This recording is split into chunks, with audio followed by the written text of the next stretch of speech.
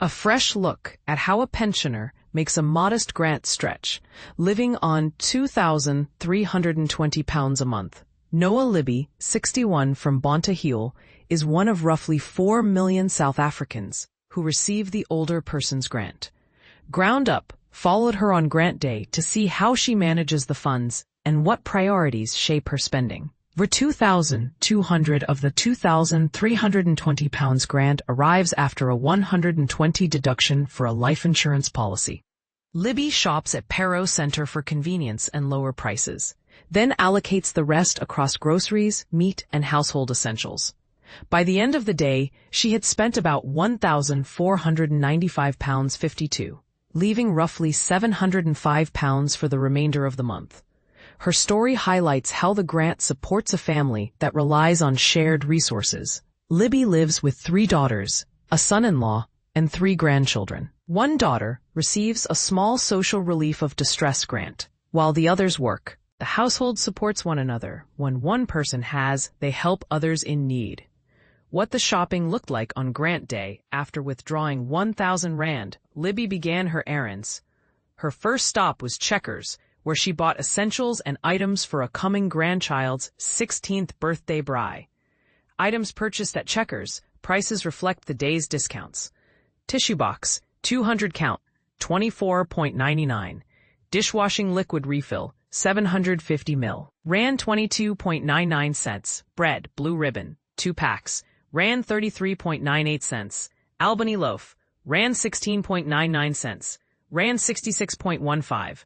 Boerewors, 4 packs. Rand 221.52. Rand 15.49. Darling full cream milk, 2 liters, 29.99 cents. Still water, 750 ml. Rand 19.98. All-purpose cleaner, Rand 24.99 cents. French rolls, 2, Rand 33.98 cents.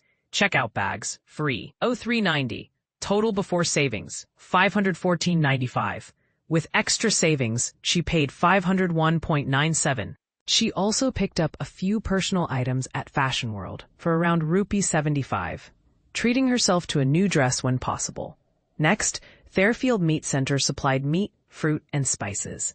Thanya Grill House burger patties, 1 box, ₹59.95. Lemons, ₹10. Pizza bases, ₹25. Corned beef, ₹323. Nectarines, ₹20. Plums, ₹20. 11-in-1 spice packs, 4, ₹100. Checkout bags, ₹2. Subtotal, ₹559.95. Down Voortrekker Road, VIS Fabriek provided seafood. Seafood mix, 4 packs, $239.80.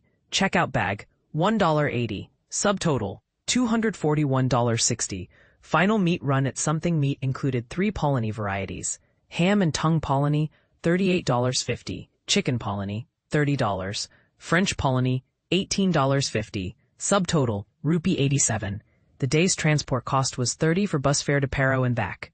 Overall, Libbie spent $1,495.52 of her $2,200 grant, leaving about $705 for the rest of the month.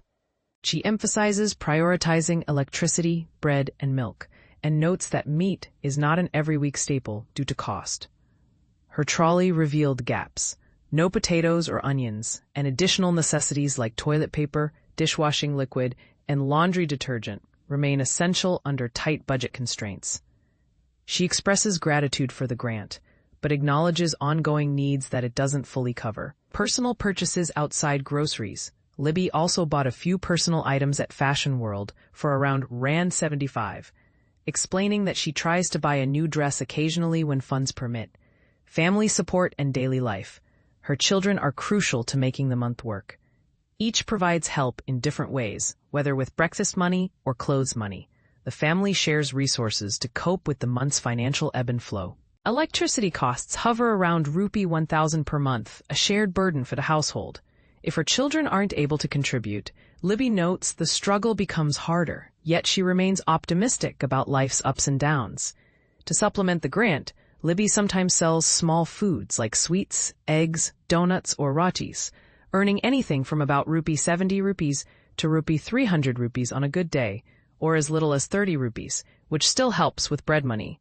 Looking ahead, Libby says the late month period is the toughest. By mid-month, groceries can be depleted, though her daughter often steps in to help. Still, she keeps a hopeful perspective. Life has its challenges, but it isn't all bad. Controversial thought to consider.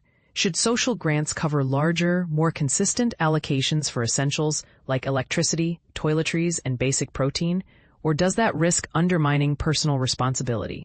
What's your take on improving support systems for seniors while encouraging prudent budgeting? Share your views in the comments.